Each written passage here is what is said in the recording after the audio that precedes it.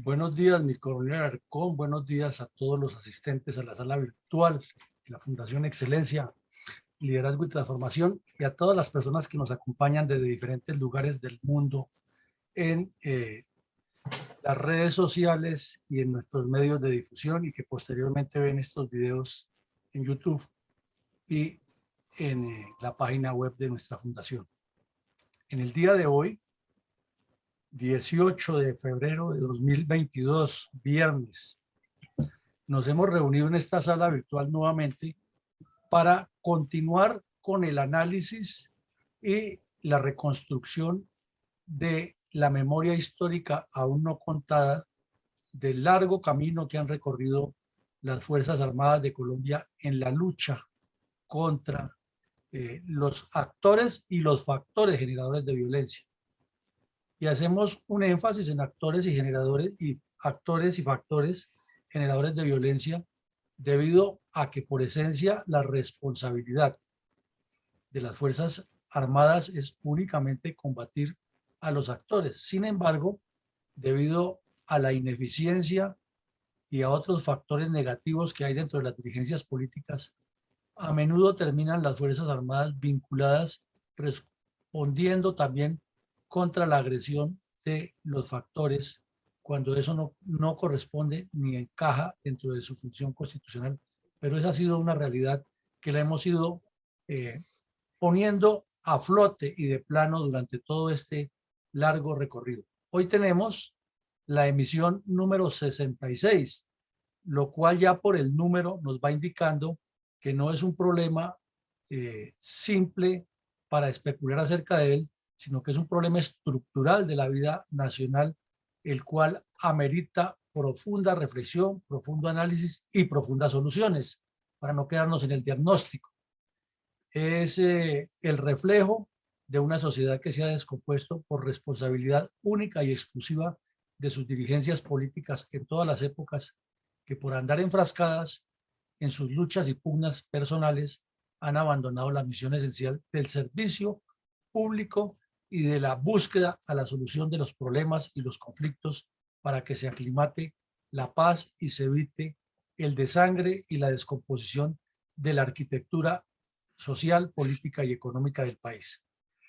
Nos corresponde en este periodo, en este ejercicio de hoy, analizar la historia de la vida y la muerte de un bandolero muy famoso que se hizo célebremente triste o tristemente célebre por la cantidad de delitos que cometió en el departamento del Tolima y en parte del antiguo Caldas, igual que casi todos los delincuentes de su época, motivado por similares condiciones, motivado por similares razones e impulsado por un morbo criminal que se albergaba en su ser.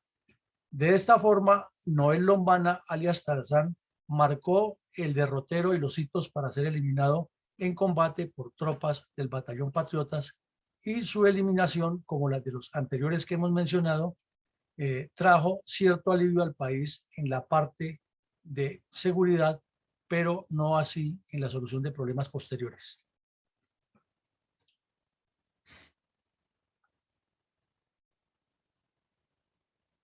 Mi coronel, buenos días. Buenos días.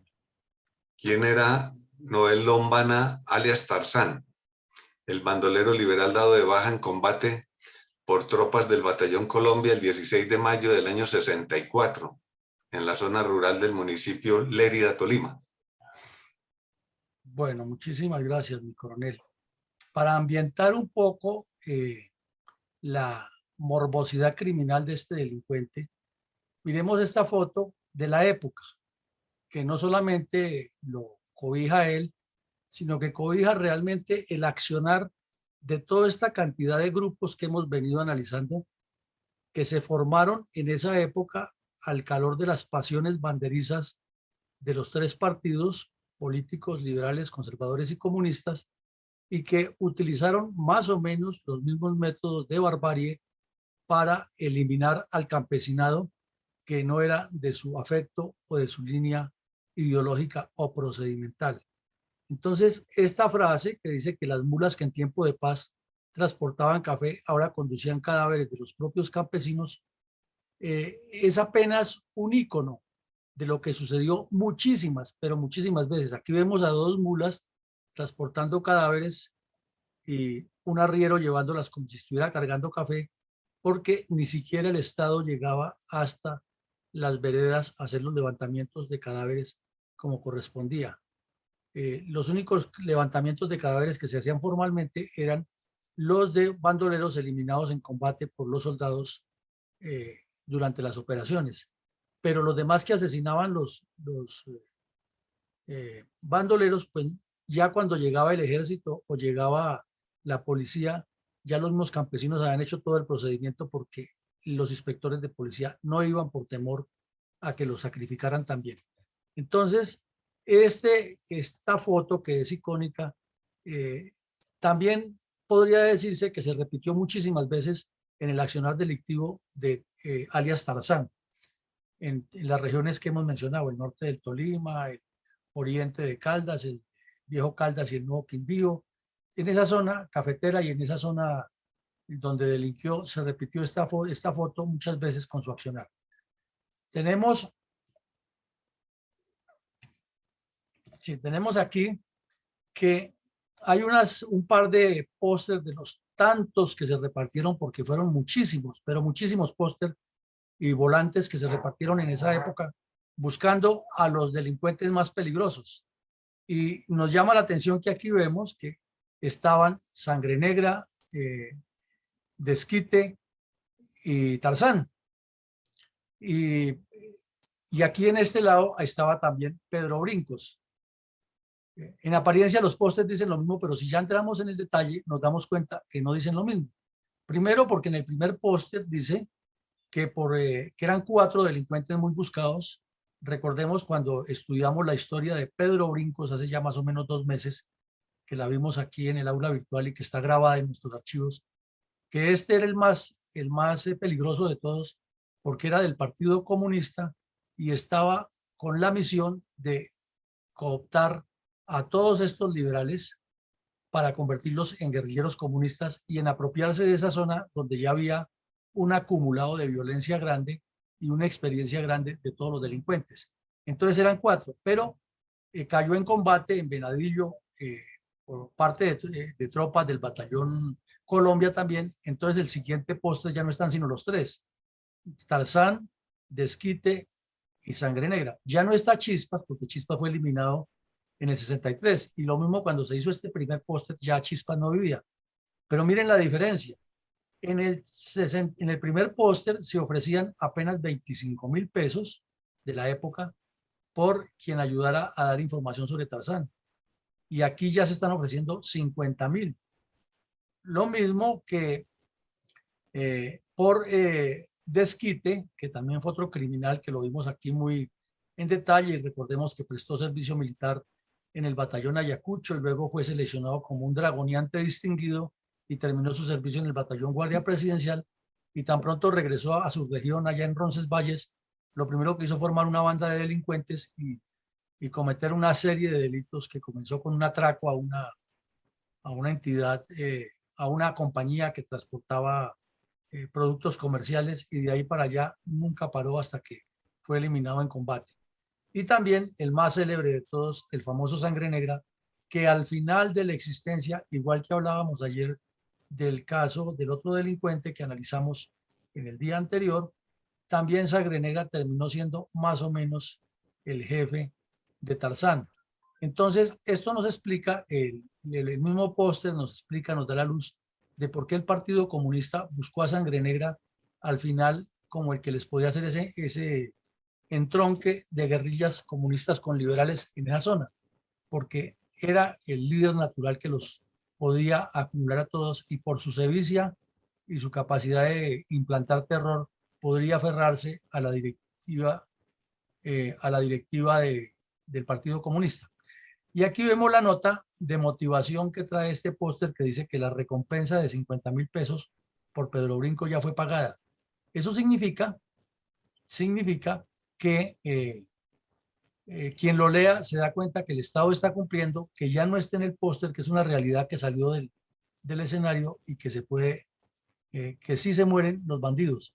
Entonces, para volver a la pregunta de este Tarzán, si en ese momento el Estado colombiano pagaba 50.000 pesos, que era una suma altísima, ya deducimos la cantidad de delitos que cometió.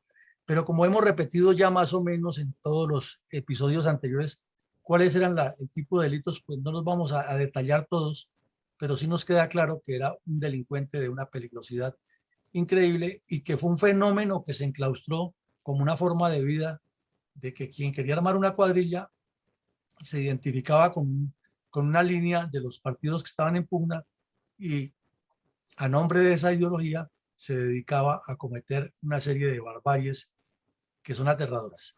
Y aquí vemos otro póster donde sigue la insistencia por los 50.000 pesos, pero ya diseñado de otra manera.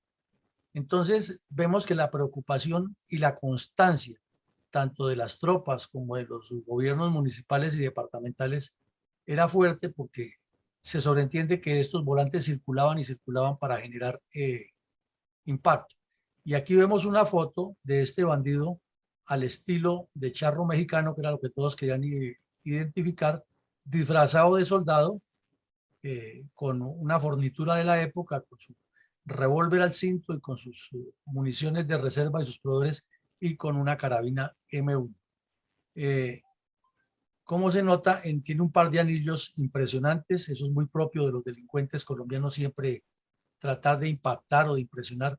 Y seguramente ese anillo era de oro macizo porque esa es parte como de esa mentalidad extraña que tienen ese tipo de delincuentes. Entonces, ese más o menos era el perfil de uno de los criminales que se hizo muy famoso por las atrocidades que cometió en la región. Muchas gracias, mi coronel. ¿Nos podría hacer una descripción geoestratégica y geopolítica del municipio de Lérida en el departamento del Tolima?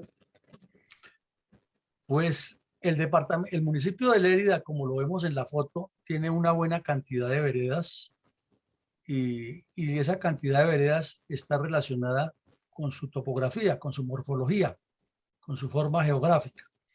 Y vemos que es prácticamente una isla dentro de un territorio continental sólido, porque está rodeada por ríos o por cursos de agua. Y que esos cursos de agua, pues los dos más conocidos son el río Lagunilla, que todos sabemos, nace en el volcán Nevado del Ruiz y desciende hacia el Valle del Magdalena. Y por la parte norte del municipio establece los límites de el río de Lérida con Armero Guayabal, la desaparecida ciudad, precisamente por un deslave que se originó en las cabeceras del río Lagunilla. Entonces, eso significa que Lérida también fue afectada por el deslave cuando ocurrió la tragedia de Armero.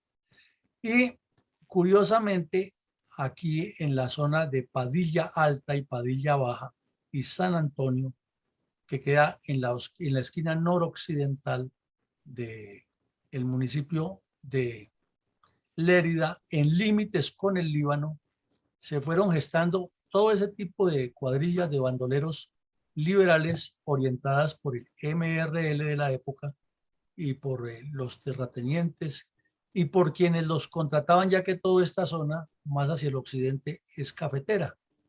Líbano es cafetero en esa región. Entonces, aquí en la parte un poquitico más alta, que no es que sea tan alta, pero sí es un poco más alta, porque se aproxima hacia el occidente a la cordillera central, por acá más o menos la cordillera central.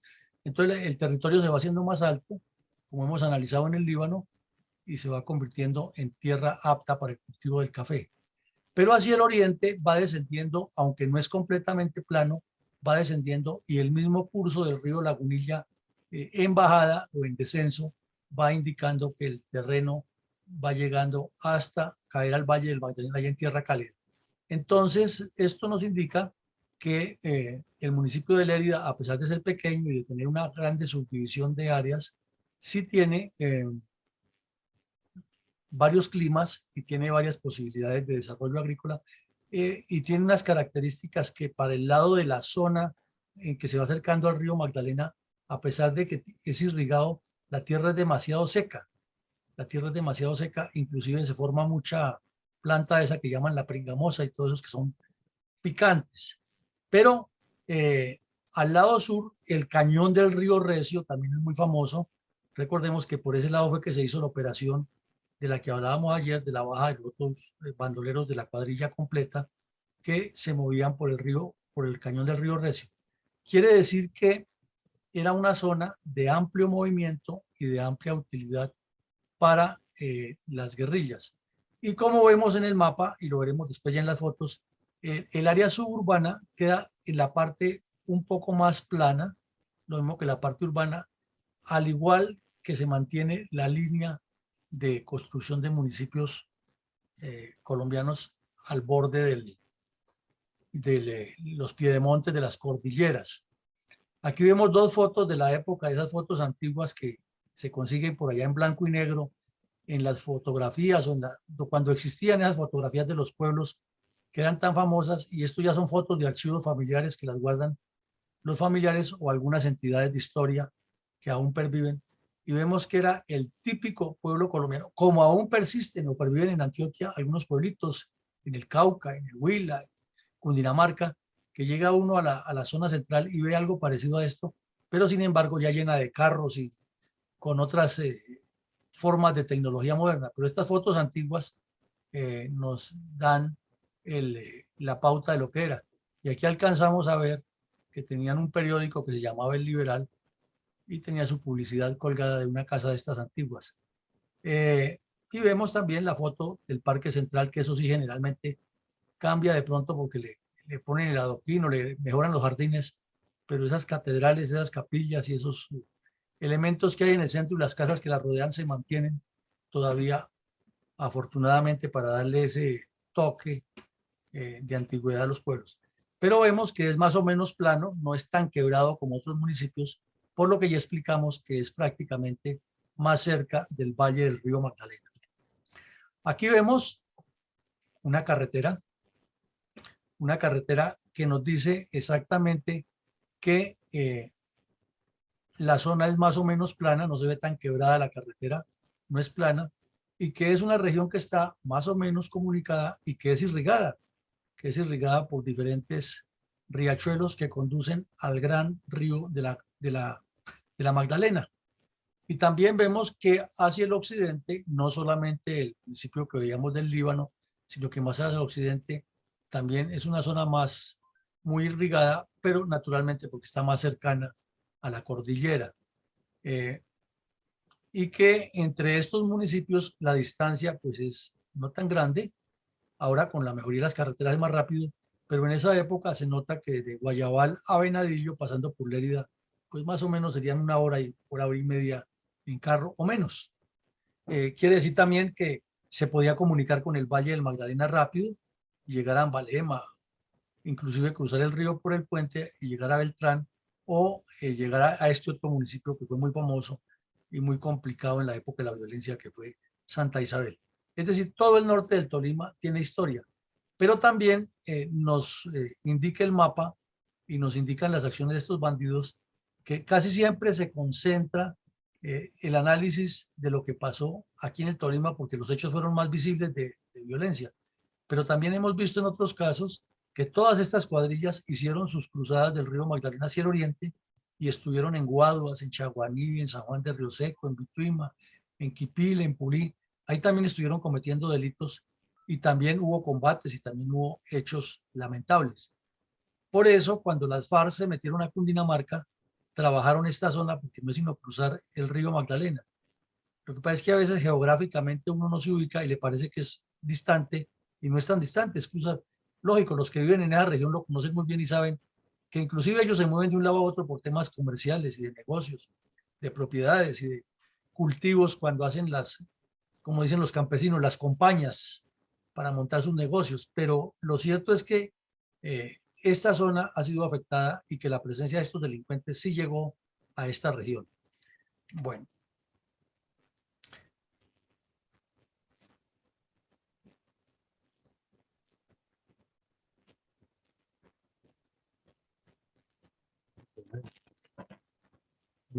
Micrófono, micrófono. Mi coronel, ¿cuáles son las características geográficas del lugar del combate donde fue dado de baja Tarzán? Bueno, mi coronel, entonces vamos a hacer como de lo general a lo particular para llegar a esa explicación. Nuevamente miramos el mapa de Colombia, insistimos en la importancia de la posición geoestratégica del departamento del Tolima, que al tomar como eje el Río Grande de la Magdalena y estar relacionado con las dos cordilleras, como hemos insistido tanto, pues tiene una facilidad grande para el movimiento de grupos guerrilleros. Porque así como explicábamos que podía cruzar aquí el río de la Magdalena y enfocarse hacia la cordillera central, también se podía desplazar hacia el occidente y esconderse en la cordillera occidental y confundirse con lo que pasaba en Líbano, en Santa Isabel, en Casabianca, Anzoátegui y todo el norte del Tolima. Aquí el mapa nos lo muestra mucho más claro, que tampoco es muy lejos de la ciudad capital de Ibagué, lo cual facilita cualquier movimiento de los dirigentes políticos, del flujo logístico, de los contactos con las entidades bancarias, de extorsionar a alguien y citarlo a la ciudad para poderse esconder más fácil, que eso es muy común también entre los delincuentes, de extorsionar, de esa época extorsionar a los finqueros y citarlos a la ciudad y en un sitio determinado cambiar el lugar de contacto para eludir el control de la policía o del ejército y cobrar la recompensa, eso no, o la cuota extorsiva. Eso se repitió muchas veces. Entonces, eso nos da el concepto general. Ahora el particular lo vemos ya más en la foto. Insistimos, mire, cordillera occidental, el Tolima, cordillera oriente, cordillera central al occidente del Tolima, cordillera oriental al oriente del Tolima y el Valle de la Magdalena en la mitad. Entonces, la cordillera se abre un poquitico en este sentido, pero quiere decir que tienen un espacio grande para moverse mucho mejor. Y que el territorio, en la medida que baja el Valle del Magdalena, va siendo más plano y el clima más cálido, y que al contrario, cuando sube a la cordillera, pues se va volviendo más cálido. Pero la industria del café, como nos lo demuestra el mapa, pues se nota que es grandísima en toda la zona y que baja toda la cordillera hasta llegar al sur del Tolima. Y el propósito precisamente de los delincuentes, de todos los grupos, era controlar toda la cordillera central en esta zona oriental de la cordillera central, porque era mucho el dinero que se movía y con eso se podía financiar la guerra, igual que se hizo después con las esmeraldas y se hace ahora con la coca y el oro. Se apuntó donde estaba el epicentro de la economía, porque no era solamente sobre un finquero, sino sobre todo lo que había en la región. E igual para el occidente de la cordillera oriental también había el mismo proceso. Vemos aquí, por ejemplo, Iconoso es una zona cafetera, la parte oriental de Carmen de Apicará lo es, Cunday sí que es cierto que es cafetero, y todos los municipios que uno va bajando aquí, Dolores, Purificación, Alpujarra, que están al oriente del Tolima, que es al oriente del Tolima y al occidente de la cordillera oriental, todo eso es zona cafetera. Entonces vemos que la naturaleza le dio a Colombia esa riqueza geográfica para que su riqueza cafetera se desarrolle en esos sectores. Y ahí estaba el impulso de estos bandidos. Pero además de eso, además de entender esa figura, vemos que este es una foto más o menos del sector donde ocurrió el combate que se eliminó a Tarzán y vemos que, aunque reiteramos, en la parte oriental de Lérida es casi plana o semiplana, sí el terreno sigue teniendo las ondulaciones propias de la formación volcánica que tuvo toda esta región para constituirse en lo que es después del Big Bang. Entonces, ahí nos queda claro que el terreno también es ideal para la guerra de guerrillas, porque no es completamente plano, porque al ser quebrado tiene cursos de agua, porque tiene vegetación y boscosidad, y porque se puede mover hacia el oriente o hacia el occidente. Y el río Magdalena sirve o como obstáculo para cruzarlo o también como un elemento favorable para que quien lo persigue se detenga y le permita ganar tiempo a quien huye hacia el oriente. Esas son características del área donde ocurrieron los hechos, mi coronel. Aquí vemos una foto, perdón, pero antes, para terminar, aquí vemos una foto de la dificultad que tienen esas carreteras, que son la característica de la tierra, alcanzamos a ver aquí que es una tierra volcánica que tiene otro tipo de nutrientes y que es muy fácil es muy deleznable, se puede caer muy fácil.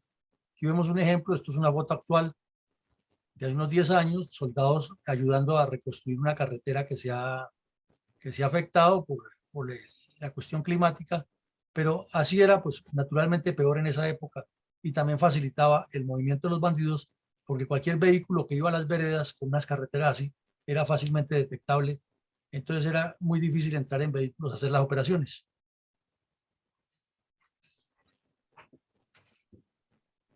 Ahora sí, mi coronel Halcón, ¿me hace algo? Sí, señor. Hubo varios antecedentes que se realizara, para que se realizara exitosamente esta operación, que concluyó con la muerte de alias Tarzán en Lerida, Tolima. ¿Cuáles destacaría usted como los antecedentes más resaltantes? Bueno, entonces para ilustrar hoy el tipo de antecedentes de lo que ocurrió en el Tolima y de las muchas acciones en que estuvieron vinculados Tarzán y los demás bandoleros, pero en especial este Tarzán, hemos recurrido hoy a buscar algunos archivos o recortes de prensa de un periódico, El Cronista, que se publicaba en Ibagué, Tolima, en esa época, y era un periódico local, pero que se enfocó mucho en reproducir toda la información de hechos de sangre que ocurrieron en el departamento y que indica que si el periódico le dedicó a, mucho espacio de su publicidad, de su medio informativo a esto de la violencia, es porque fue una cosa muy cruel, muy crítica, de la cual no se ha trabajado en forma precisa, ya que si ustedes buscan en internet, lo que encuentran son unas monografías de muchachos de las universidades dirigidos por los mismos docentes que pretenden siempre orientar al mismo objetivo, que fue un problema derivado de los terratenientes y de la sociedad que tenían con las Fuerzas Armadas para apoyarlos a ellos y que lo que hubo fue una lucha justa de un bandolerismo social y que por eso nacieron las FARC.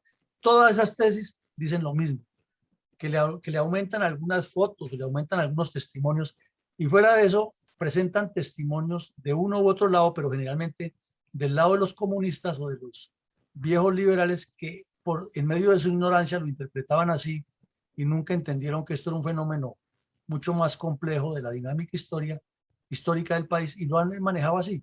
Entonces vemos estos titulares de lo que ocurría en el norte del Tolima fundamentalmente, mire, Fresno, esto también es por el lado del Líbano, esto es en los límites de Quindío y Tolima por el norte, que se capturó a alguien que estaba, que delinquía en el Tolima y fue capturado en Calarcá. Aquí otro bandido muy famoso de la época, alias Vencedor, también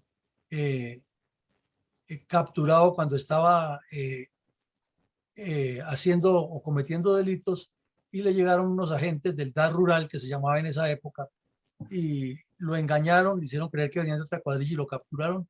Este es otro caso interesante de esa época, pero si hay que el tal Vencedor, que el tal Tarzán, que Chispas, que Desquite, que Sangre Negra, que el Mico, que Despiste, todos esos alias que hemos visto y cada uno con un grupo, eso nos indica que el problema era grave y que no se le ha dado la dimensión como es y por eso pretendemos aquí reconstruir la historia para que haya más fuentes de información y de investigación. Otro titular de la prensa de esa época, mire, eliminado ayer Desquite, en Colombia gana la guerra psicológica, que el coronel Matallana, el comandante del batallón Colombia, contándole a la prensa en una entrevista por qué era importante todo esto, el volante, la acción psicológica, los mensajes por la radio, la acción cívico-militar. Ahí lo vemos y si lo entrevistaron en ese periódico y le daban la trascendencia es porque la situación en el departamento era compleja. Otro título, sensacionales acciones para capturar a antisociales. Y esos antisociales pues eran de la cuadrilla, mire, en Venadillo, aquí está clarito, municipio de Venadillo. Y Venadillo es al norte del Tolima. Y ahí da el nombre. Noé Mejía Guzmán alias Corralito. Sí ve que cada bandido de esos tenía un alias, tenía un no sé qué. Otro, mire, quisieron aparecer un asesinato como asalto de bandoleros en Lérida. Entonces, en ese desarrollo de toda esa criminalidad aparecían nuevas bandas que para vengar problemas de familia, problemas de honor, como llamaban, o para robarle algo a otro, también se hacían pasar por bandas delincuentes, como ocurre a veces, que aparecen bandas pequeñitas que dicen que lo están haciendo a nombre del Alfaro LLN. Eso ya existía en esa época. O sea que el fenómeno de la violencia era bien enclaustrado allá. Y aquí un juez de Ibagué, en una declaración o en una entrevista, dice lo mismo que pasa ahora, que los campesinos sí saben quiénes son los bandoleros, pero no los denuncian.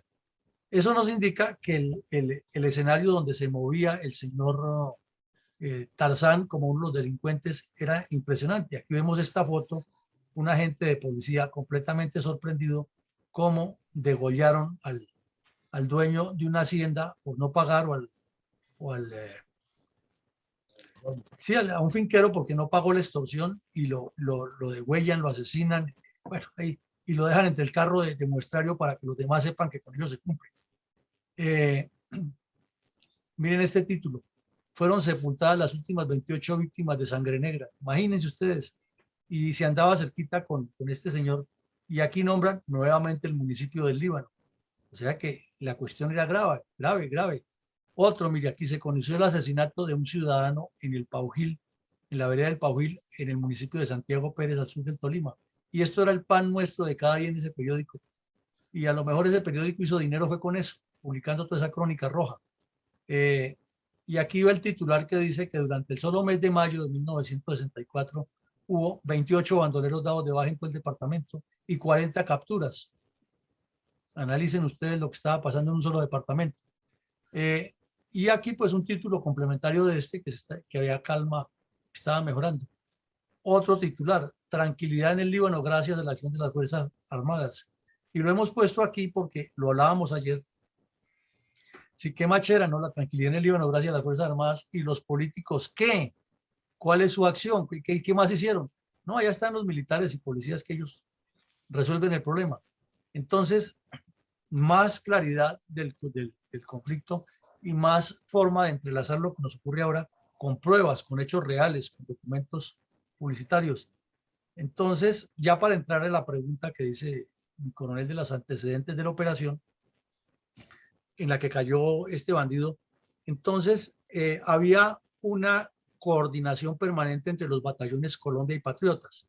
El batallón Patriotas fue creado en el Líbano precisamente para contrarrestar esa violencia, pero era tan compleja la situación allá como lo acabamos de ver con los titulares de prensa y lo que pasaba, y a pesar de que la sexta brigada estaba, la octava brigada estaba desde el departamento de Caldas, Quindío, Nuevo Quindío ya se estaba formando, muy activa persiguiéndolos por todos lados, y la escuela de lanceros enviaba a las compañías de lanceros y la escuela de infantería a las compañías arpón, y había un entrenamiento permanente y la Policía Nacional ya se integraba también a las primeras contraguerrillas y el TAR Rural patrullaba. O sea, miren ustedes el esfuerzo que estaba haciendo los organismos de seguridad era intenso, continuo, y a pesar de eso tuvieron que meter al Batallón Colombia, que era la fuerza especial era como la fuerza de élite de esa época, que podía actuar en cualquier parte del territorio nacional.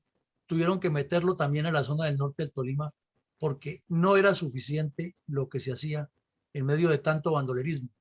Entonces, los días antes a esa operación, los dos batallones estaban en una constante persecución, patrullaje para arriba, para abajo, y había combates como lo estamos viendo en los recortes de prensa, pero no había todavía la posibilidad ni de capturar o dar de baja a Sangre Negra, a Desquite sí cayó ahí, a Sangre Negra y a este Tarzán.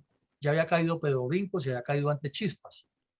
Bueno, entonces, así como vimos al principio de nuestros conversatorios, que otro bandido muy importante por allá del Valle se selló su destino con un secuestro, pues este bandido del Tarzán también selló su destino con el secuestro del señor Manuel Yepes en el Líbano, un finquero a quien le extorsionaron la familia por 15.000 pesos de la época. Y como nunca hay crimen perfecto y cuando hay personas que saben seguir o seguir los detalles, rastrear los detalles, a partir de ahí se fue determinando cuáles eran los movimientos de la cuadrilla y quiénes eran los auxiliadores. Y entonces, hilando la pita, uno con otro se fue determinando cuál era el paradero de este delincuente.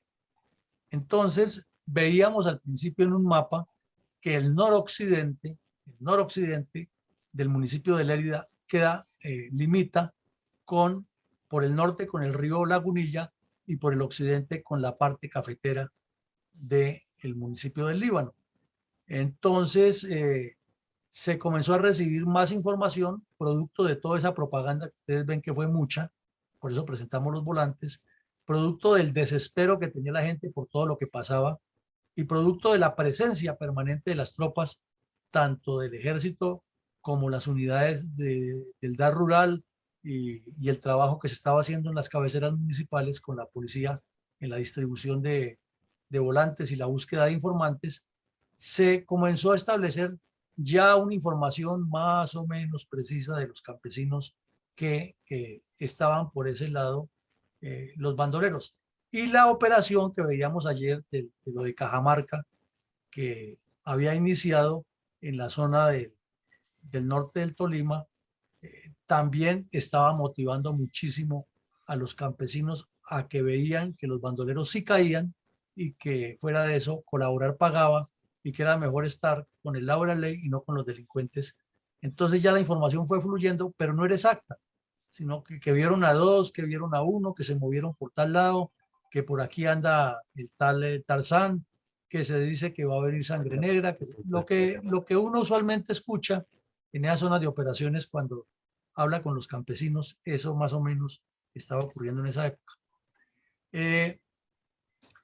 Luego ya hubo unos rumores más fuertes, ya no era simplemente información, sino que los rumores eran de que iban a venir a cometer otra masacre y ese amedrentamiento generó la reacción. O sea, primero es la presencia, entonces ya hay una información de que se están moviendo por ese lado, pero ya cuando hay rumores de que van a permanecer y el amedrentamiento de que van a hacer lo que ya sabían que hacían, de sacar 15, 20 personas de una casa y fusilarlas y cortarles la cabeza y todo eso, y las fotos que circulaban en esos periódicos de lo que hacían, más los volantes, más lo que decía la radio, más lo que contaban los campesinos que se desplazaban entre las mismas veredas de una parte a otra, pues, tenía que generar alguna reacción de la población civil, ¿no? Entonces, vino el segundo error por el cual, si recordamos, cuando vimos la operación Anorí, también le costó la vida a los hermanos Vázquez Castaño, que es robarle a los campesinos una gallina, un novillo, un ternero, una vaca, una oveja, un cabro. Eso es mortal para el que lo haga. Quien no aprende esa regla de juego en esa guerra irregular, definitivamente no aprendió de guerra irregular. Lo peor que puede hacer cualquier grupo armado, legal o una fuerza del Estado, es ir y robarle una novilla o una vaca a un campesino, porque eso es tocarle el alma. Y es tocarle el alma no solamente a ese campesino, sino a toda la comunidad de esa región. Para ellos eso es su patrimonio, eso es todo. Y entonces aquí ocurrió eso y ahí sí fue Troya. Además de la permanencia del amedrentamiento, que se robaron la novilla, y ustedes saben que los campesinos son unos artistas para seguir huellas en el monte. Ellos lo saben. Lo que no sabe hacer un citadino, el campesino lo hace. Al campesino le dicen que por aquí pasó tal persona y se va caminando agachado mirando para el suelo y llega hasta el punto donde la persona estuvo o lo que hizo, y así fue. Encontraron y supieron, y el campesino por las pisadas sabe cuántas personas fueron, examina el sitio y dice, mira, aquí se sentó uno, aquí. Tienen un olfato increíble para esas cosas, que uno no lo detecta tan fácil. O uno lo llega a detectar en el tiempo, aprende un poco, pero no tiene esa habilidad.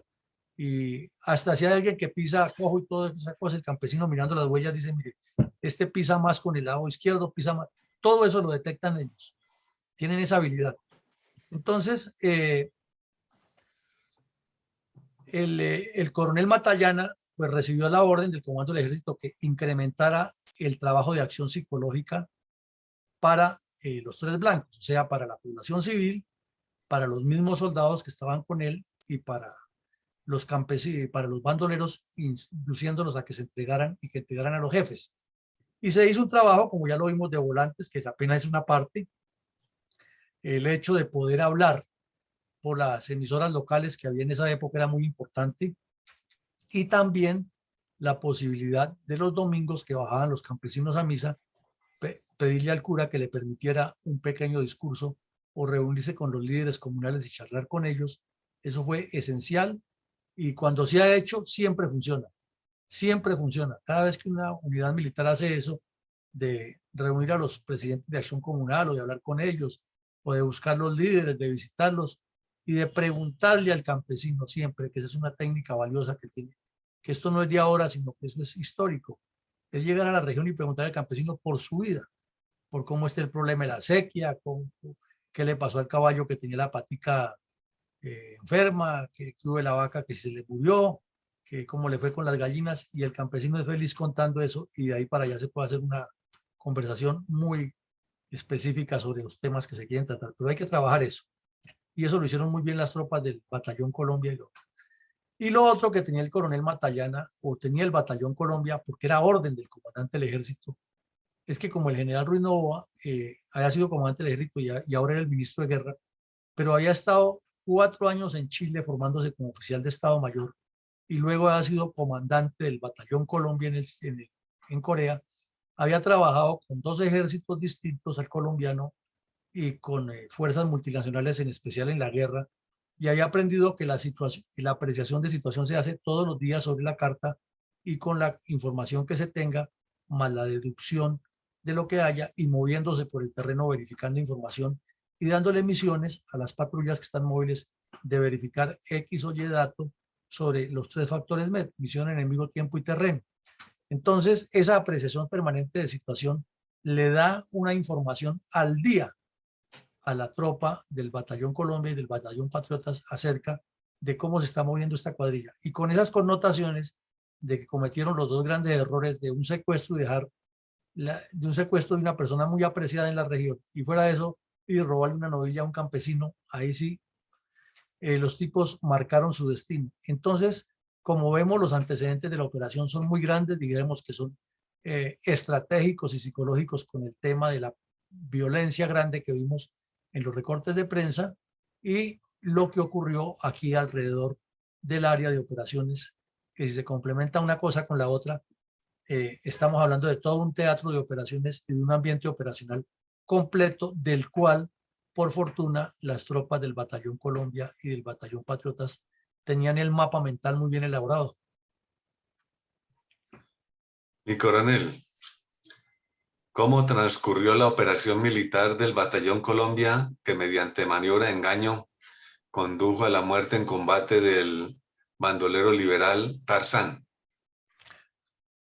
Bueno, se buscó hacer un tipo de operación que en esa época se denominó, y todavía creo que se denomina en los manuales militares, que fue una ocupación del área por líneas interiores para desarrollar maniobras ofensivas mediante la técnica de yunque y martillo. ¿Por qué? Porque la información de los campesinos seguía siendo que los tipos estaban en el área, pero Tarzán era un mono y era un bandido completo. Ese no era el tipo que se iba a quedar tan fácilmente en una casa y que iba a dar papaya para que allí lo golpearan, máxime que por la época estamos viendo, como hemos hecho el recorrido, que todos los bandidos eran dados de baja en casas porque los sorprendían, porque los encontraban en el mismo sistema. Y pues si los campesinos escuchaban la radio y leían la prensa o miraban los volantes o se enteraban de lo que pasaba, pues los bandidos también. Entonces la información seguía, que se movieron, que están por allí, pero cometieron el mismo error de los hermanos Vázquez Castaño, meterse en una zona de la cual difícilmente tenían salida por lo que vemos por los cursos de agua. Fue más o menos un error similar. Entonces, se movían mucho y por eso se produjo a una inserción de una compañía completa por líneas interiores hasta el área, lógicamente procurando mantener el secreto del ingreso y colocar unas emboscadas y otras patrullas que se movían y los buscaban. Y paralelamente iba un grupo de inteligencia y localización haciendo el trabajo efectivo. Se tenía la información más o menos sin precisar, que en la finca La Calera era donde, allá en el sector de Padilla y San Antonio, la finca La Calera, una finca muy grande, cafetera, era donde más se amañaban y era deducible también por las condiciones que tenía la finca, que tenía mejores instalaciones, la comida la preparaban señoras de esas que llamaban las guisanderas, y los tipos podían venir a comer, intimidaban a todo el mundo y nadie se atrevía a denunciarlos. Además tenían el control de que los que estuvieran en la finca no salían, pero no siempre se quedaban dentro de la finca, sino que se iban a dormir al monte o cambiaban de sitio, pero más o menos era la información. Entonces, además de que se hacía la inserción de la compañía completa para que hiciera el patrullaje de rastreo y montara las emboscadas, se infiltró ese GIL. Y ese GIL tenía que ir de civil por si lo detectaban los campesinos, pensaran que eran parte de la cuadrilla y tenían que llevar armas como los bandidos, o sea, armas irregulares, no todos ir con fusil, ni todos ir con las prendas que usa la tropa, sino tenía que ir en forma disfrazada para que se vieran como si fueran más bandoleros que andaban por la región. Cuando se calculó que el bandido estaba allá, porque era una hora de almuerzo, porque tenían música, porque algo estaba pasando, se montó con el GIL un dispositivo. GIL es Grupo de Inteligencia y Localización, GIL, sobre la vivienda de la finca La Calera. Pero es que la finca era muy grande y la vivienda también tenía sus bemoles, y el grupo de inteligencia, siempre lo hemos sabido, no es un grupo grande, sino es un grupo pequeño que usaba armas muy sencillas, que no andaba con tanto lastre encima para tener la agilidad de moverse y aparentar que eran bandidos. Entonces, el GIL comenzó más o menos a las 4 de la tarde a acercarse a la vivienda, pero tenía el mismo problema de lo que veíamos ayer, que se le presentó a los que fueron a operar contra despiste, que el área aledaña a la casa, también descapotada, y el terreno desfavorable, porque lo obvio es que se construye una casa en un terreno descapotado, siempre en la parte más alta, porque si llueve y la construyen en la parte baja, pues se inunda. Eso es sencillo y elemental. Entonces quiere decir que al estar descapotado alrededor y estar sobre una parte más alta, cualquier persona que se aproxime por los 4 costados va a ser fácilmente detectable. Y peor si está vestida de civil, no es lo mismo que esté vestido en camuflado, que se puede tender en el piso y moverse despacio y no lo notan. Entonces, ellos se estaban acercando con el propósito de dar el golpe, los miembros del dispositivo, cuando salieron 2 sujetos vestidos de civil con un poncho, y los detectaron. Entonces los tipos, igual que ocurrió, casi similar que lo que ocurrió en el combate del señor Despiste con su cuadrilla, inmediatamente se acercaron a la tropa por debajo del poncho. No llevaban sino revólveres, esa fue la verdad. No llevaban sino revólveres. El primer bandido le disparó al soldado por el sitio que vio que podía escapar, pero no le pegó. Entonces otro soldado reaccionó y lo tumbó a ese, lo mató a ese. Y el bandido que venía detrás, en medio del tiroteo, se escapó por el cafetal. Entonces, como estaba cerquita la patrulla las patrullas que estaban haciendo el ejercicio de las emboscadas y la maniobra, el dispositivo se fue acortando y la persecución siguió por el cafetal. El bandido iba un poco herido, no tan grave, pero dejaba gotas de sangre en el camino, y lo siguieron hasta que se encontró de frente con la patrulla y fue eliminado. Entonces, cuando vino la identificación, que era lo más importante, se determinó que había muerto nada menos y nada más que el señor Tarzán con su lugarteniente. Ha sido otro golpe exitoso. En menos de 2 meses, el ejército en el norte del Tolima y en Cajamarca había eliminado 2 de los delincuentes más peligrosos, y un mes antes había eliminado también a Sangre Negra. Total, eso era el éxito nacional, la celebración. En menos de un año habían caído Desquite, Sangre Negra, Tarzán y Despiste, y en año y medio se le sumaba también Chispas y otros bandidos, como lo hemos visto aquí. Entonces era la forma de demostrar la eficiencia operacional y la metodología de trabajar siempre a partir de la inteligencia, la acción psicológica y la maniobra en el terreno. Sin duda, la eliminación de un cabecilla de renombre regional y nacional, como lo fue alias Tarzán, significó un duro golpe para los promotores políticos de su cuadrilla y desde luego para los mismos bandoleros en consecuencia. ¿podríamos concretar los resultados tácticos de la operación en la que cayó Noel Lombana, alias Tarzán? Bueno, son muy sencillos, son muy cortos, pero son contundentes. Son esencialmente tres aspectos reunidos en uno solo. Se neutralizaron dos bandoleros, cabecillas ambos, y de una peligrosidad impresionante, porque ya vimos por la calidad de recortes de prensa y la cantidad de delitos que cometieron, que no eran ninguna pera en dulce y que lo que se estaba eliminando era bandoleros de la misma laya de Pablo Escobar o del Mono Jojoy o del cura Pérez o el tal Pablito, de todos estos delincuentes que le han causado tanto daño últimamente al país. Era lo mismo, tipos sin escrúpulos y sin compasión para cometer delitos. También se les incautaron dos armas cortas, documentos, que es lo más importante que se les encuentra siempre, y el impacto psicológico a lo que quedaba de esa cuadrilla fue que se desapareció. Nunca más se volvió a saber del grupo de Tarzán. Y como ya había caído Sangre Negra unos días antes, pues ahí sí ya era cuestión de que eso se iba a desarticular. Y si se le suma que 2 meses antes también de esta operación había caído el tal Despiste, que era el último que le quedaba de la cuadrilla de Chispas, se quiere decir que el Batallón Colombia y el Batallón Patriotas prácticamente habían cumplido su misión. Y si se mira también por esa época, porque esto es en mayo, a comienzos de mayo, de ahí salen para Marquetalia, y es la orden que da el comandante del ejército, el ministro de guerra, corrijo, que el Batallón Colombia, que ya prácticamente pacificó el norte del Tolima, inmediatamente se incorpore a las tropas que ingresaron en Marquetalia contra las cuadrillas de tiro fijo.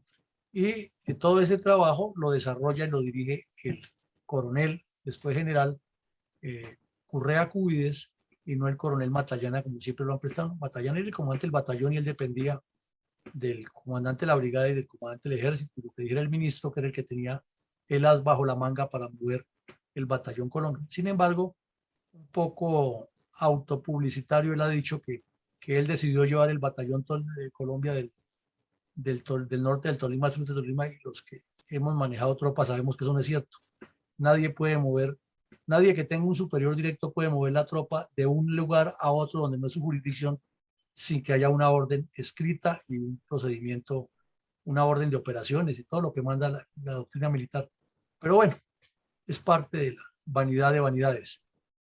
Entonces los resultados fueron esos, y aquí prácticamente con esta operación se podría decir que el norte del Tolima quedó pacificado. Claro, quedaron reductos y siguió habiendo problemas, pero ya no era lo mismo, y los campesinos se voltearon completamente a favor de las Fuerzas Armadas para dar información.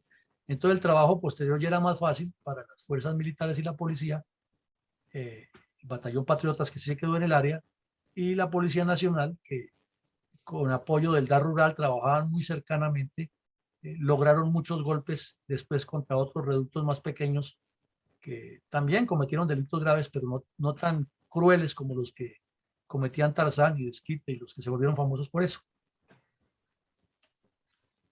Mi coronel, desde el punto de vista político y estratégico, ¿cuáles son las consecuencias para la seguridad nacional y regional derivadas de la eliminación en combate del bandolero liberal alias Tarzán y su lugarteniente? Pues mi coronel, la primera es que se erradicó totalmente la cuadrilla de Tarzán. Esa es como la táctica, ¿no? Lo que ocurre ahí en el terreno. Porque ya decimos que habiendo muerto los dos cabecillas, los demás sí cometieron después otros delitos pensando seguramente en recomponer, pero ya no tuvieron esa fuerza, y la gente les fue encima y los echó. Por eso veíamos un titular ahí que la gente anda con el ejército. Lo segundo es que la eliminación de esa cuadrilla, como notábamos anteriormente, condujo a prácticamente la pacificación del norte del Tolima, que había estado tan azotado por tanta violencia como lo veíamos en los recuadros de los reportes del periódico. Ya el batallón Patriotas no solo que estableció el control militar como debía ser en los límites del norte del Tolima, con el centro del Tolima y con el occidente de su departamento, equivalente al oriente del Quindío y el cruce de la cordillera central. Esa región ya quedó bajo un control militar mucho más cercano con la población civil, y el Batallón Patriota se convirtió en un patrimonio del norte del Tolima. Eso es una unidad muy querida ya por la gente de la región, y si se llegara a decir algún día que el Batallón Patriota sale de esa región, se volcaría toda la región a impedir que se vaya, porque eso ya es parte de su patrimonio. Eso no hay forma. Eso es como decir el Batallón Codazzi en Palmira, o el Batallón Ayacucho en Manizales. Esos son patrimonios de esa zona, o el Boyacá en Pasto. No lo puede mover nadie, y el que intente decirlo se le viene el mundo encima. Entonces el Batallón Patriota ya es parte, y eso es consecuencia de estas operaciones, en especial ese golpe final que tanto estaba esperando la gente, porque ya había caído Pedro Brincos en la misma región, habían caído otros, pero necesitaban deshacerse de Tarzán, que era el monstruo de la región. Con esa operación se ratificó la necesidad del Plan Lazo para multiplicar la eficiencia operacional de las fuerzas militares. Uno quisiera en este momento que en las fuerzas militares se retomara la idea del Plan Lazo, naturalmente actualizado con la época y con los medios y con la situación política y social de la época actual, que se le hiciera una revalidación a ese Plan Lazo para aún aumentar la eficiencia de las fuerzas militares. Arauca, el Catatumbo, el Putumayo, el Chocó, están necesitando de un Plan Lazo, claro, ya con otras dimensiones y con otros ingresos, pero se necesita. Porque si seguimos en la misma tónica de enviar policías y soldados allá, sí, ahí mueren unos de un lado y otro, y el problema ahí seguirá latente. El Plan Lazo, como se concibió, sigue siendo efectivo, y ahí es que reevaluarlo, mejorarlo y actualizarlo. Como vimos, este sí que fue un nuevo golpe psicológico a dirigentes políticos del MRL que movían esas cuadrillas. No quiere decir que de una vez pararon de hacerlo, porque la terquedad en estos campos también es propiedad exclusiva de todos los que creen que por ese método también se puede seguir. Pero dijéramos también desde otra óptica que fue el puntillazo final para que dejaran de andar relacionados con bandidos, porque ya no había forma de que mantuvieran esa justificación ni esa doble moral de negarlo en el Congreso y negarlo en público, pero por debajo de la mesa, hágale que yo lo apoyo. Ya estaban contra la pared y sabían que cayendo los cabecillas, los que les servían de enlaces iban a hablar y se iban a meter en problemas. Entonces fue un golpe tanto psicológico como operativo para los dirigentes políticos del MRL, que vieron que definitivamente su idea de motivar el crimen en contubernio con los comunistas no le funcionaba, y por eso muchos de estos remanentes terminaron fue metidos en las FARC con el argumento de que luchaban por un cambio distinto, y el MRL también entró en franco declive, ya no tuvo tanta incidencia, y en las elecciones del 66 no tuvo mayores resultados, y en las del 70 desapareció del panorama político. Ya no quedó sino su dirigente, el camarada y compañero jefe Alfonso López Miquelsen, que sabía que todo esto ocurría y miraba para otro lado, y siempre lo negaba en público y lo negó en sus escritos hasta el final de sus vidas. Pero los hechos van demostrando que había un nexo o un lazo, un cordón umbilical de algunos sectores del MRL con las guerrillas comunistas, que entre otras cosas fueron las que le dieron oxígeno y legitimación política, como lo hizo el propio Alfonso López con el terrorista Juan de la Cruz Varela. También hubo una motivación a las tropas para actuar integralmente, porque todos estos golpes fueron formando una doctrina. Una sumatoria con la otra fue generando una doctrina, le fue enseñando a todas las Fuerzas Armadas que hay unos procesos integrales, que hay que trabajar con la población civil, que hay que trabajar mucho la inteligencia, que hay que ser muy hábil en el terreno, que cada situación es diferente, pero que conduce al mismo objetivo, que se debe aprovechar el terreno, que se debe aprovechar a los informantes, que se debe aprovechar la noche. Ojalá si está lloviendo es mejor porque no lo detectan, que se debe entrenar en técnicas de infiltración sin dejar huellas, que donde llega a descansar debe enterrar toda la basura y todo lo que deja para no dar señas de cuántos fueron, que en lo posible utilice los cursos de agua para moverse en paralelo a ellos, o inclusive dentro de ellos cuando la situación lo permite, para no dejar huellas. que debe montar sus trampas donde cambucha para que no lo sorprenda el adversario. O sea, se aprende muchísimo en esa época de ellos y todas esas normas sirvieron para que los cursos de lanceros y las conducciones de patrullas posteriores manejaran ya la misma metodología y permitieran que se les golpeara de otra manera o más contundentemente en futuras acciones militares. El impacto mediático regional y nacional fue muy importante. El regional tiene mucho peso porque este periódico, El Cronista de Ibagué, adquirió una identidad como medio oficial de difusión de lo que pasaba y era un periódico, como se decía en esos términos, en esa época, rapado en el comercio. Salían los voceadores a venderlo por las mañanas con, tal vez ustedes recuerdan, en los pueblos eso era que pasaba el voceador gritando espectador, tiempo, república, llevaba ahí una carretillita o algo llevando el periódico y la gente le compraba en las casas o salía por el camino y le compraba. El primero que se acababa era el Cronista. Ese era consumido rápido. A veces tenían que hacer reimpresiones y volver a sacar a la calle, sobre todo cuando pasaban estos hechos. Entonces, el impacto regional fue grande y ayudó a que el Tolima se pacificara un poco porque fue realmente dantesco y es como para hacer unas buenas películas el drama que vivió la población tolimense durante los años 50 y 60 con ocasión de la violencia.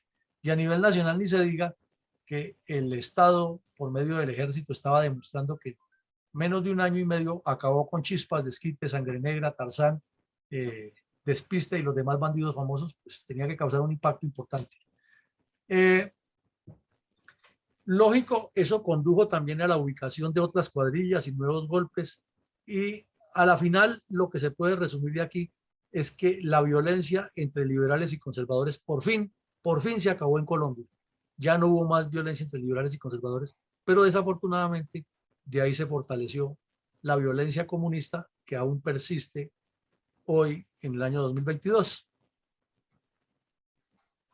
Y coronel, habida cuenta que han transcurrido 58 años desde cuando tropas del Batallón Colombia eliminaron en combate a alias Tarzán en Lérida, Tolima, e infortunadamente en diversas regiones del país perviven fenómenos de violencia e inestabilidad del orden público.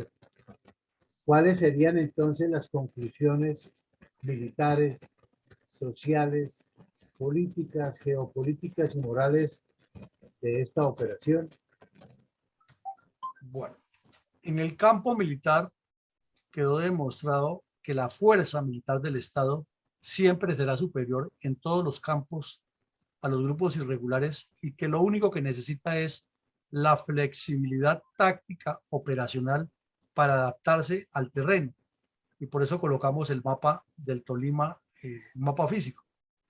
Y vemos que es un departamento que por sus condiciones geográficas naturales es el ideal para que las tropas se entrenen, pero a la vez también es el ideal para que las tropas operen y es el ideal para que las guerrillas operen. Entonces aquí se puede desarrollar un juego de guerra irregular que puede ser modelo en el mundo entero porque tiene todos los climas, el departamento tiene todas las configuraciones geográficas y las características humanas de colonización, de minifundios, de latifundios, de desarrollo agrícola, de inserción de vías de comunicación, etcétera, útiles para hacer una buena campaña militar si se saben utilizar y analizar todas las condiciones del terreno. También en el campo militar, pues el Ejército Nacional con todas las operaciones finales que desarrolló en el Tolima contra los bandoleros liberales y conservadores, articuló muchas enseñanzas para la inteligencia militar. El batallón Charly Solano se nutrió muchísimo de toda esa formalización de informaciones y de organización y lo que estaba ocurriendo al interior de esas organizaciones armadas. Y también la Escuela de Lanceros pudo mejorar el entrenamiento de sus tropas. Desde luego quedó la sensación de que hay que hacer un trabajo de acción psicológica y años más tarde nació la Escuela de Relaciones Civiles Militares, que ahora la llaman por otro nombre, pero que el propósito es entrenar personas para que aprendan a manejar todos estos temas de acción psicológica con los campesinos. En el campo social, demuestra que en la medida que el Estado va demostrando intención de aportar las estructuras orgánicas en todos los campos del poder nacional, la misma comunidad también va respondiendo con el desarrollo social. Y el florecimiento que tuvo la industria cafetera entre el año de 1965 y 1980, cuando fue mucho más eficiente en el aporte al desarrollo nacional, se debe a ese trabajo, a una respuesta militar del Estado ante la violencia y a que la comunidad se sintió empoderada y pudo estimular a sus propios líderes para trabajar. Y, por ejemplo, la zona del Quindío completó muchas carreteras, completó muchos puestos de salud, muchas escuelas, con el aporte ingente de la Federación de Cafeteros, igual en otras regiones del país. Pero no fue suficiente porque ya sabemos que se quedó corto el Estado en presencia y que todo lo trasladó a que la propia comunidad lo haga, y entonces ahí se presenta el fenómeno que la comunidad no tiene todas las herramientas para protegerse a sí mismo y la violencia se vuelve cíclica. En el campo político, sí nos quedan en deuda los dirigentes políticos, porque ni los del departamento del Tolima ni los nacionales le dieron continuidad a ese tipo de operaciones como el Plan Lazo, y que en el sur del Tolima vemos que se destapó el problema ya con las repúblicas independientes comunistas, que han hecho un trabajo diferente, más largo, más prolongado en el tiempo, y de esa manera no se combatió igualmente como se ha hecho en el norte del Tolima ni en el Quindío, y por eso fueron creciendo estas guerrillas. Haber acabado con el Plan Lazo y ese problema insensato que hubo en el alto mando militar, que terminó con la componenda para sacar al general Ruiz Nova, le sigue pesando hoy al país, le sigue causando destrozos, y no ha habido una intención clara, concreta y definida de revivir el Plan Lazo para volverlo, porque no ha habido la intención política tampoco del Estado. En el gobierno Uribe se enfatizó mucho en la baja de los bandoleros y en el plan de Familias en Acción, que se volvió un asistencialismo, más no un proyecto integral del Estado con la presencia de todas las instituciones. Y lo vemos hoy en Arauca, que el problema sigue siendo para militares y policías y no para el resto de entidades del Estado. Ministerio de Relaciones Exteriores, que debía estar al frente de todos los problemas fronterizos, brilla por su ausencia ya. El de Agricultura ni se diga. En cambio, el de Educación sí que es cierto, y el de Desarrollo no se queda atrás, y todos alejados de esa realidad, y Arauca descomponiéndose, porque militar y policialmente no se puede resolver un problema que tiene muchas otras connotaciones. El problema es político. Bueno, en el campo geopolítico, pues ya lo hemos reiterado y lo repetimos hoy, no se le ha dado la trascendencia que tiene esta región, con dos cordilleras, un valle, o que si cruza al lado de la cordillera occidental y une la central con el Valle del Cauca, es toda una región grande geopolítica que tiene una proyección grandísima, que ni los dirigentes locales de allá, regionales, ni los nacionales han visto, que lo que habría que promover era otro tipo de organización y de estructuras de desarrollo focalizado y generalizado también en el par de regiones, y el país dispararía, porque sus gentes, como lo demostramos con lo que hemos analizado, son personas muy capaces, muy productivas y muy sensibles a ser guiadas por proyectos. Infortunadamente, los proyectos de la violencia han calado mucho en ese imaginario y se han utilizado esos recursos humanos en aspectos que no son los que mejoran el país. Entonces, en la parte geopolítica falta muchísimo de entender ese desarrollo. Y en la parte moral tenemos que hay una responsabilidad de todos los colombianos, claro, todos tenemos parte de responsabilidad en eso, pero de las dirigencias políticas, económicas, eclesiásticas, académicas, sociales, deportivas, que estando en esas posiciones no han hecho el esfuerzo un poco más amplio y más concreto para evitar que esto ocurra, y desde luego todas atadas con los errores de la dirigencia política.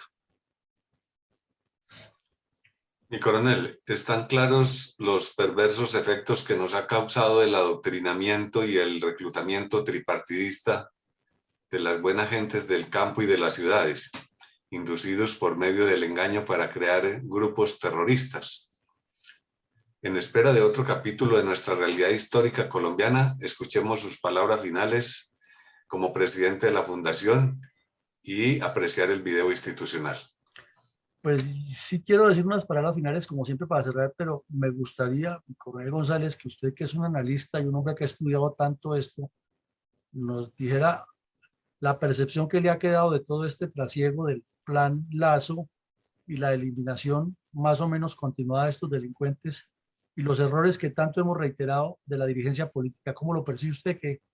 ¿Qué conclusión, dijéramos, general saca de todo esto que hemos visto? Con mucho gusto, mi coronel. Tengo una percepción en doble dirección, positiva y, digamos, negativa, pero negativa con intención de corregir, perfeccionar y mejorar, que prácticamente usted la ha dicho también antes. La positiva, primero, para estimular los efectos gananciosos.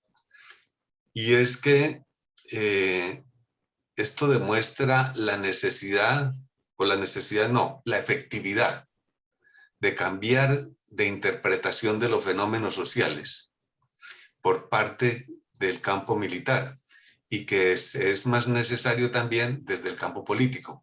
¿En qué consiste esa percepción que es de adaptación? Que a pesar de que el ejército tuvo la experiencia de haber ido a Corea a comienzos de los años 50 a aprender técnicas de combate regular, de guerra convencional, tradicional, lo cual ha sido muy bueno para el ejército colombiano en asuntos desde el punto de vista disciplinario, organizativo, estructural, operativo, de maniobra, bueno, todas esas teorías militares de la guerra convencional. Después, aunque fueron traídas aquí a Colombia, con regreso del Batallón Colombia y de sus oficiales que fueron allá, fue surgiendo la necesidad de transformar ese espíritu de combate en guerra irregular, lo que llamamos la guerra difusa, indefinida, no convencional. Y el ejército fue capaz de hacerlo, porque ya para comienzos entonces de 10 años después, o casi 15, se creó el Plan Lazo, que es un perfeccionamiento, adaptación de una doctrina internacional a una condición nacional local. Eso es una demostración histórica, una lección histórica de nuestra importancia de ser adaptativos. Pero la negativa, sí, debemos adaptar, acondicionar, ser innovadores, creativos, ingeniosos, inventar, pero más rápido. Porque es que nuestras instituciones militares, por su organización estructural, piramidal, muy verticalizadas a veces, somos tendientes a ser muy conservadores, tradicionalistas, rígidos, poco diestros en evolucionar rápidamente. Entonces, bueno, es una buena demostración de evolución, pero también una lección de evolucionar rápido, de dar más autonomía a los mandos medios y quizás hasta los mandos bajos de la estructura, dentro de unas definiciones claras de acción de libertad de acción, ¿sí? Es decir, ejecución descentralizada con mando y doctrina centralizada, donde los altos mandos dictan las normas específicas, genéricas, sobre cómo debe ser la operación militar, pero dando oportunidad y cierta flexibilidad que se debe definir por normas, reglamentos y procedimientos a los bajos mandos o a los medios mandos de libertad de acción, porque ellos están en el lugar del combate, de la línea del frente, aunque sean dirigidos, lógicamente, desde la retaguardia por los altos mandos. Entonces, son dos lecciones muy valiosas del Plan Colombia, del Plan Lazo y del aprendizaje de Corea, que llevadas paulatinamente han sido buenas. Quizá de pronto entonces, después de que terminó el Plan Lazo y terminó la violencia política, usted mismo lo dijo, se inició la violencia comunista, socialista, y quizás no hemos sido muy rápidos para adaptarnos a ese nuevo entorno y a esa nueva doctrina que nos viene del exterior hasta el día de hoy. Aunque el Plan Colombia dio un buen demostración de cambio, pero nos ha faltado también más todavía. Por ejemplo, una cosa buena es lo que usted ha mencionado con frecuencia, es la acción coordinada entre unidades de la misma fuerza y entre fuerzas, porque hemos visto los buenos efectos que ha producido la acción de un bombardeo aéreo con una avanzada terrestre y fluvial y una acción marítima. Entonces, eso nos coloca en unas fuerzas militares bastante avanzadas, pero necesitamos progresar mucho más. Quizá me extendí, pero espero haber dejado clara la idea, mi coronel.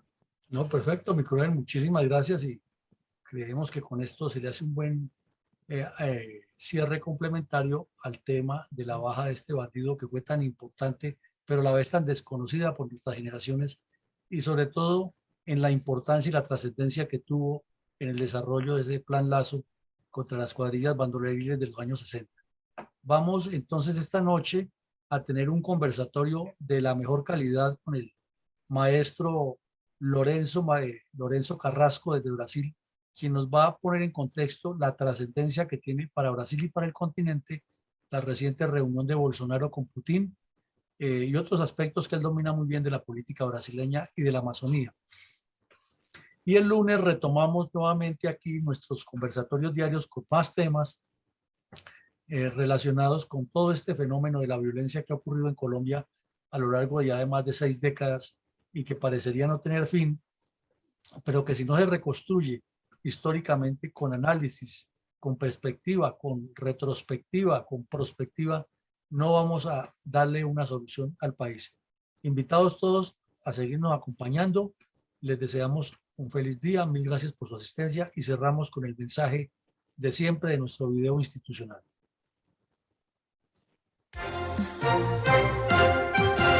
La verdadera memoria histórica del conflicto armado en Colombia. Con el propósito de preservar la memoria histórica, resaltar el heroísmo de nuestros soldados, marinos, pilotos y policías y poner en primer plano a las víctimas del narcoterrorismo practicado por las guerrillas izquierdistas, la Fundación Excelencia, Liderazgo y Transformación invita a escuchar todos los días de lunes a sábado de 7:30 a 9 de la mañana por nuestros canales de Zoom y Facebook distintos episodios de la verdadera memoria histórica de la agresión sistemática de los grupos armados ilegales contra los colombianos y la tragedia de las víctimas. No olvide su cita con la historia. Testimonios de viva voz de quienes estuvieron en los campos de batalla contra los narcoterroristas, así como de los militares y civiles víctimas de las atrocidades cometidas por el M-19, el EPL, las FARC, el ELN, el PRT, la Corriente de Renovación Socialista y el Quintín-Lame.